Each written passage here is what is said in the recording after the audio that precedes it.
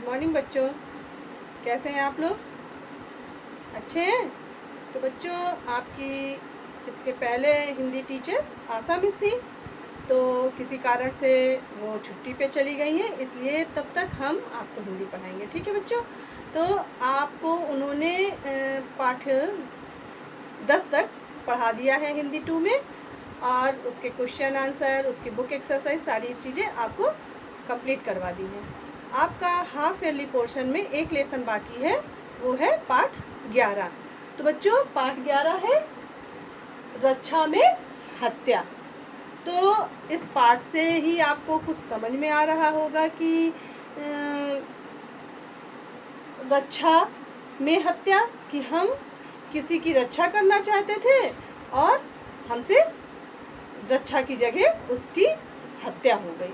तो इस पाठ में कुछ इसी प्रकार की एक छोटी सी कहानी है, जिसको हम पाठ के माध्यम से पढ़ेंगे। उसके पहले हमें जानना होगा कि इस पाठ के लेखक कौन हैं। तो इस पाठ के लेखक हैं मुंशी प्रेमचंद। तो आज हम उनका क्या करेंगे, जीवन परिचय पढ़ेंगे। उसके बाद हम इस पाठ को पढ़ेंगे और उसको एक्सप्लेन करेंगे। ठीक है? तो बच्चों, सबसे पहले हम पाठ के लिखने वाले के बारे में जानेंगे। तो आज हम उनका संक्षिप्त जीवन परिचय पढ़ते हैं। तो मुंशी प्रेमचंद का संक्षिप्त जीवन परिचय कुछ इस प्रकार है, देखिए ध्यान से। मुंशी प्रेमचंद का जन्म सन 1880 ईस्वी में लमही, वाराणसी में हुआ था। तो मुंशी प्रेमचंद का जन्म कहाँ हुआ था? लमही नामक एक ग्राम है, मतलब गांव है, जो बनारस जिले में, बनारस में है, जो कि बनारस उत्तर प्रदेश में है ना। तो ये उत्तर प्रदेश के बनारस जिले का एक गांव है, जहां इनका जन्म हुआ था। ठीक है बच्चों? तो और देखिए, इनके प्रसिद्ध उपन्यास, इनके कुछ यहाँ पे प्रसिद्ध उपन्यासों के नाम लिखे हुए हैं, उनको हम पढ़ते हैं। तो देखिए ध्यान से, सबसे पहला लिखा हुआ है निर्मला, सेवा सदन, रंगभूमि, कर्मभूमि, गबन, गोदान आदि। तो बच्चों, ये इनके प्रसिद्ध उपन्यास है। इन्होंने बहुत सारी प्रसिद्ध कहानियाँ लिखी हैं, जो कि बहुत ही प्रसिद्ध और प्रचलित हैं। तो इनके अलावा आपने अगली कक्षाओं में, जो पिछली कक्षाएं आपने पढ़ी हैं, उनमें भी बहुत सारी इनकी रचनाएं पढ़ी होंगी। जैसे कि ईदगाह पढ़ा था आपने, इनकी कजा की एक कहानी है, और इसी तरह से बहुत सारी कहानियां हैं। दो बैल आपने पढ़ा होगा। तो इनकी बहुत सारी ऐसी कहानियां हैं जो बहुत ही प्रसिद्ध हैं। तो बच्चों, ये इनके प्रसिद्ध उपन्यास हैं और इनकी कहानियां भी बहुत सारी हैं। ये कहानीकार और उपन्यासकार दोनों थे। ठीक है? इनका निधन सन 1936 ईस्वी में हुआ था। इनका जन्म कब हुआ? 1936 में। सॉरी, इनका निधन 1936 में हुआ था। तो ये इनका जन्म हुआ था 1880, और इनकी मृत्यु, निधन मतलब मृत्यु, कब हुई? 1936 में। ठीक है? तो इनका जीवन काल कितना हुआ? 80, 20 और 36, 56 ईयर। ये ओनली 56 ईयर जीवित थे, लेकिन उस समय में, उतने समय में इन्होंने अपने जीवन में ऐसे ऐसे कार्य किए कि जिसके कारण आज भी हम इनको जानते और पढ़ते हैं। ये उस समय के लेखक हैं जिस समय हमारा देश आज़ाद नहीं था। 1880 की बात कर रहे हैं ना। हमारा भारत कब आज़ाद हुआ? 1945 में। तो सोचिए कि वो उस समय के लेखक है जिस समय भारत में अंग्रेज़ों का शासन था। यहाँ भारतीयों की कुछ चलती नहीं थी, वो कुछ भी विरोध नहीं कर सकते थे। समाज में बहुत ही ज़्यादा कुरीतियाँ, विसंगतियाँ थीं, जिनको पूरी जनता, पूरे देशवासी उसको महसूस कर रहे थे, झेल रहे थे, और उसका विरोध करने के लिए सबके अंदर कुछ ना कुछ उत्साह था कि वो उसका विरोध करना चाहते हैं। बहुत सारे उसी आज़ादी में लड़ने के लिए क्रांतिकारी हुए, बहुत सारे जो लड़के हमारे देश को आज़ाद करवाए। इसी समय गांधी जी भी थे। इनके जीवन का जब काल था तो उस समय गांधी जी और बाकी बहुत सारे नेता भी उस समय थे, तो इनके जीवन में गांधीवाद का बहुत ही ज़्यादा प्रभाव था। और ये समाज में फैली हुई जो भी कुरीतियाँ थी, मतलब कि जो अच्छी रीतियाँ नहीं थी, उनका विरोध करना चाहते थे। इन्होंने विधवा विवाह का विरोध किया। इन्होंने खुद भी एक विधवा लड़की से शादी की और उस शादी करके उन्होंने समाज को बताया कि जो है कोई विधवा होना कोई बुरी बात नहीं है, एक विधवा स्त्री से भी शादी की जा सकती है। तो इन्होंने खुद ही एक विधवा से शादी की और विधवा बाल विवाह जैसे बहुत सारी कुरीतियाँ थी, जो बहुत छोटे बच्चों की शादी कर दी जाती थी, उसका विरोध किया। इन्होंने अपनी कहानियों के माध्यम से, अपने उपन्यासों के माध्यम से अपनी बहुत सारी रचनाएं ऐसी लिखी जिससे समाज में फैली हुई विसंगतियों और कुरीतियों का विरोध करते हुए दिखते हैं। तो बच्चों, हम लोग जो है आज मुंशी प्रेमचंद के बारे में पढ़ा जाना, ठीक है। तो बच्चों, आप भी इनके जीवन परिचय को अपनी कॉपी पे लिखिए और याद कीजिए। आपकी पुस्तक में इनका बहुत ही संक्षिप्त रूप में जीवन परिचय दिया हुआ है। आप चाहे तो इनके बारे में और जगहों से सर्च करके भी आप पढ़ सकते हैं और अपना ज्ञान इनके बारे में बढ़ा सकते हैं। तो बच्चों, आज हम क्या करते हैं, अपनी पुस्तक का पाठ देखते हैं। आज हम उस पाठ को थोड़ा सा संक्षिप्त रूप में आपको बताना चाहते हैं कि इस पाठ में क्या है, ठीक है। तो बच्चों, आप अपनी पुस्तक ओपन कर लीजिए। आपके पास पल्लो है ही। तो पाठ कौन सा है? पाठ 11 ओपन कीजिए। पाठ 11, रक्षा में हत्या। तो बच्चों, इस पाठ में एक छोटी सी कहानी जो भी है वो इसलिए है कि इसमें ये है कि प्रस्तुत कहानी में बच्चों की जिज्ञासाओं तथा अज्ञानता बस उसमें हुई भूल का मार्मिक ढंग से चित्रण और वर्णन किया गया है। इस कहानी में इसमें लेखक ने एक छोटे छोटे बच्चे जो कि उनको सही जानकारी नहीं होती है, तो अज्ञानता बस वो करना कुछ अच्छा चाहते हैं, लेकिन उनसे कुछ और हो जाता है और वो गलत हो जाता है।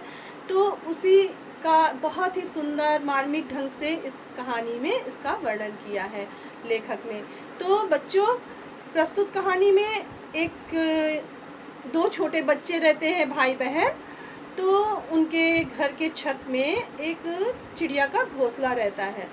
वो उसको हमेशा देखते हैं कि एक चिड़िया आती है, वहाँ घोंसले में बैठती है और हमेशा कहीं उड़ के जाती है, अपना दाना चुगने जाती है, फिर आती है, फिर बैठती। तो उनको देख के, उस घोंसले को देख के और चिड़िया का आना जाना देख के उनके मन में अनेक विचार उत्पन्न होते हैं। तो वो सोचते हैं कि चिड़िया ने उस घोंसले में अंडे दिए होंगे, अंडे फूट के बच्चे बन गए होंगे और बच्चे बन के वो उड़ गए होंगे क्या। इस तरह की बहुत सारी भावनाएं उत्पन्न होती रहती थी। तो बच्चों, उन्होंने आपस में बात करनी स्टार्ट की। दोनों भाई बहन बातें करते कि चिड़िया के अंडे फूटेंगे, उसमें से बच्चे निकलेंगे, तो चिड़िया अपने बच्चों का ध्यान कैसे रखेगी, उनके लिए दाना की व्यवस्था कैसे करेगी, कैसे पानी लाएगी उनके लिए। बच्चे छोटे छोटे रहेंगे, वो उड़ भी नहीं सकते, तो उनका कैसे जीवन चलेगा। ऐसा उनके मन में बातें आती हैं और वो दोनों आपस में बातें करते हैं। देखते हैं कि सामने से उस घोंसले पे तेज़ धूप आती रहती है। अगर तेज़ धूप आएगी, वो छोटे छोटे बच्चे उस तेज़ धूप में जल जाएंगे। इस तरह की बहुत सारी मन में उनकी बातें आती हैं। तो वो लोग ये सोचते हैं कि कैसे इन सब चीज़ों को हम अरेंज कर दें या कि उनकी व्यवस्था कर दें, जिससे कि उस चिड़िया को, उन बच्चों को पालने के लिए कोई परेशानी ना उठानी पड़े। तो वो क्या करती है कि करते हैं दोनों बच्चे, सोचते हैं कि मम्मी पापा अगर जान जाएंगे तो बहुत डांटेंगे ये सब करने में। तो वो ये सोचते हैं कि जब मम्मी पापा नहीं होंगे, पापा कहीं बाहर गए होंगे, मम्मी घर के या कुछ काम कर रही होगी या सो जाएगी, तब हम लोग इसकी व्यवस्था करेंगे। तो वो लोग ऐसा सोच के अपने मन में दोनों रख लेते हैं और उस समय का इंतज़ार करते हैं कि कब ऐसा समय आए जब हम ये काम कर सकें। तो वो लोग सोचते हैं कि कैसे हम वहाँ पे कुछ दाने रख दें। तो चावल वो अरेंज करते हैं कि चावल थोड़े से, एक दिया जैसा एक बर्तन छोटा सा रहता है जिसमें तेल रखा रहता है, तो वो तेल को फेंक कर और उसको साफ़ करके उसमें पानी रखने की व्यवस्था करते हैं। और जो है धूप से बचाने के लिए सोचते हैं कैसे अगर हम उस पर कोई टेंट जैसा चीज़ होता है वैसा कुछ लगा दे, पर्दा लगा दे जिससे तेज़ धूप ना आए। तो फिर वो सोचते हैं कि अगर कोई पर्दा जैसा लगाएंगे तो वो टिकेगा कैसे। ऐसे बहुत सारे मन में उनके विचार दोनों के आते रहते हैं। जैसे आप लोग भी छोटे छोटे बच्चे, आप लोगों के भी मन में बहुत सारे विचार आते होंगे जो कि आप नहीं जानते हैं जिन चीज़ों के बारे में। तो उम्र के हिसाब से मन में बहुत सारी भावनाएं आती रहती है, कुछ को हम जानते हैं और कुछ को नहीं जानते हैं। तो अगर हमें वो बातें कोई और बताने वाला नहीं मिलता तो हम अपने मन में ही अंदाज़ा लगा के कुछ कुछ सोचते रहते हैं कि ऐसा हो सकता है, वैसा हो सकता है। वैसे ही ये बच्चे भी सोच रहे थे। तो इन बच्चों ने समय का इंतज़ार किया और जब लगा कि छाया के लिए कोई व्यवस्था करनी है तो उन्होंने उस लड़के ने अपनी बहन से कहा जिसमें माँ कूड़ा रखती है, वो डलिया है, उस डलिया को ले आओ और उस डलिया से हम लोग छाया कर देंगे। तो बहन बोलती है कि अरे उसमें तो छेद है। भाई कहता है अरे हम उसको सही कर लेंगे, तुम लेके तो आओ। तो ये सारे सामान वो इकट्ठा कर लेते हैं और फिर क्या करते हैं कि फिर इंतज़ार करते हैं कि वो समय आए और हम ये सब चीज़ें कर सकें। तो उस दिन ऐसा होता है कि उनके पिताजी जो भी नौकरी करते रहे होंगे तो उसके लिए वो घर से बाहर चले जाते हैं और माँ खाना पीना सारे काम करके दोपहर का जब समय आता है तो माँ दोनों बच्चों से बोलती है आप भी सो जाओ और चलिए हम भी सो जाते हैं। तो बच्चे तो सोने का नाटक करते लेकिन सोते नहीं हैं, इसलिए क्योंकि उनके दिमाग में तो वो चल रहा था कि अब हम कोई वो सब करना है तो हम किस टाइम उसी समय का तो इंतज़ार कर रहे थे। तो झूठ में आँख बंद करके लेटे रहते हैं और सोचते हैं कि माँ किसी तरह जल्दी से सो जाए और हम बाहर निकल के जाएं और चिड़िया का सारा अरेंजमेंट कर दें। तो माँ सो जाती है, बच्चों को तो नींद आती नहीं है क्योंकि उनके दिमाग में तो कुछ और चलता रहता है। वो जब माँ सो जाती है, देखते हैं माँ सो गई तो चुपके से उठते हैं और क्या करते हैं, जाते हैं बाहर और अपनी दोनों भाई बहन वहाँ तक टाड़ तक ऊपर जहाँ घोंसला रहता है वहाँ पहुँचने के लिए वो लोग क्या करते हैं, तख्त पे एक स्टूल रखते हैं और भाई चढ़ता है, बहन नीचे से पकड़ के रखती है। बहन बार बार हिलाती है तो भाई उसे डांटता है। फिर वो एक एक सामान अपनी बहन से मांगता है। पहले देखता है कि अरे अंडे तो एकदम लकड़ी में, यहाँ पे कोई घोंसला तो है नहीं, लकड़ियों के टुकड़ों पे रखे हुए हैं तो इनको तो बहुत कष्ट होता होगा, इसलिए इनको कुछ अच्छी सी जगह बना के रख दूँ आरामदायक तो अच्छा हो जाएगा। तो वो अपनी बहन से कहता है जा कोई एक कपड़ा लेके आ। तो वो जाती है और किसी धोती से, पुरानी धोती से कपड़ा फाड़ के सूती कपड़ा ले आती है। भाई उसको मोड़ के फोल्ड करके खूब अच्छा गद्दा जैसा बनाता है और उसको उस लकड़ियों के ऊपर रखता है और अंडों को वहाँ शिफ्ट कर देता है। अब बहन से बोलता है चावल की कटोरी दे, चावल कटोरी वहाँ पे रखता है, पानी का बर्तन वहाँ पे रखता है और छाया के लिए एक लकड़ी लगा के और उस डलिया को भी उसमें लगा देता है जिससे सामने से धूप आनी बंद हो जाती है। अब दोनों ने मिलकर उसकी पूरी व्यवस्था कर दी अपने अनुसार। अब क्या हुआ कि बहन बोलती भाई मुझे भी देखना है अंडे कैसे हैं। तो भाई कहता है कि अच्छा तू अभी मत देख, कहीं माँ आ जाएगी और अगर तू गिर गई तो बहुत मार पड़ेगी मुझे। तो वो उसे देखने नहीं देता है और फिर वो नीचे उतर आता है। फिर क्या होता है, उतने में उसकी माँ आ जाती है और देखती है कि तुम लोग क्या कर रहे हो, चलो अंदर, अंदर लेके चली जाती है। ये लोग क्या कर रहे थे, ये लोग कुछ बताते नहीं है। माँ कहती धूप में क्यों खेल रहे, मना किया था ना बाहर आने के लिए। वो ले जाती है और इन लोगों को बोलती है चलिए सब लोग सो जाइए। तो दोनों सो जाते हैं, क्योंकि जो उन्हें काम करना था तो वो तो कर चुके थे। अब तो उन्हें उनकी चिंता थी नहीं, और ना किसी का वेट था, उस समय का वेट था कि अब हम ये लोग सो जाएं तो मैं ये काम करूं। वो सारा काम उनका हो गया था, वो लोग भी निश्चिंत होके सो गए। अब सो गए तो बाहर चिड़िया आई, और चिड़िया जब देखती है कि उसके घोंसले को छेड़ा गया है, किसी ने उसके अंडे को छुआ है, तो ऐसा कुछ होता है कि चिड़िया अगर उसके अंडों को कोई छेड़ देता है तो फिर वो उनको संभालती नहीं है। तो अब क्या करती है, चिड़िया को सब समझ में आ जाता है कि मेरे अंडे छुए गए हैं। अब वो उनको पालना नहीं चाहती है, और वो यहाँ वहाँ उड़ के जाती है, देखती है, फिर उस अंडों को नीचे ज़मीन में गिरा देती है। अब बच्चे सो के जब उठते हैं और बाहर आते हैं, देखते हैं, तो उसकी बहन आके देखती है, और जब देखती है कि अरे अंडे गिर गए, अरे अंडे फूट के, लग रहा बच्चे, वो क्योंकि छोटी रहती है भाई से, वो और ना समझ रहती है, उसको कम समझ में आता है कि कैसे लग रहा है कि अंडे फूट के बच्चे बन के उड़ गए। तो दौड़ी दौड़ी जाती है, अपने भाई को बोलती भैया अंडे तो फूट गए और बच्चे उड़ गए। तो वो दौड़ा दौड़ा आता है, देखता है कि अरे ये क्या हुआ, देखता है कि अंडे फूटे हुए हैं, कुछ पीला सा पदार्थ बाहर फैला हुआ है। तो भाई थोड़ा समझदार होता है, थोड़ा बड़ा होता है, थोड़ा समझता है बहन के अकॉर्डिंग, तो वो समझ जाता है कि कुछ तो हुआ है, लग रहा है अंडे चिड़िया ने गिरा दिया या किसी ने गिरा दिया। अब वो घबरा जाता है कि अब क्या होगा। उतने में पीछे से माँ आती है, माँ पूछती है कि तुम ये क्या, तो बोलती है, वो सब बोलते हैं कि माँ लग रहा है कि चिड़िया ने अंडे गिरा दिए या अंडे गिर गए, इस तरह से बताते हैं। तो माँ बोलती है कि क्या तुम लोगों ने इसे कुछ छेड़ा था क्या, छुआ था क्या। तो पहले तो बहन कुछ नहीं बताती है, लेकिन अब सोचती है कि नहीं अब बहुत बड़ी बात हो गई है, तो बताती हाँ माँ भैया ने उन्हें छेड़ा था वहाँ ऊपर चढ़ के। तो वो माँ डांटती है कि तुम लोग कैसे चढ़ गए थे। तो वो बोलता है कि सब बताते हैं कि ऐसे ऐसे हम लोगों ने किया। तो माँ समझ जाती है कि क्या कारण है कि अंडे चिड़िया ने गिरा दिए। तो वो माँ बताती है कि बच्चों आपने जो किया अपनी समझ से तो सही किया, लेकिन ये बहुत गलत था, क्योंकि जब चिड़िया के अंडे कोई भी उसे छू देता है तो चिड़िया उन्हें फिर पालती या सेती नहीं है। और चिड़िया को ये बात पता चल गई, इसलिए उसने अपने अंडे को नीचे गिरा दिया।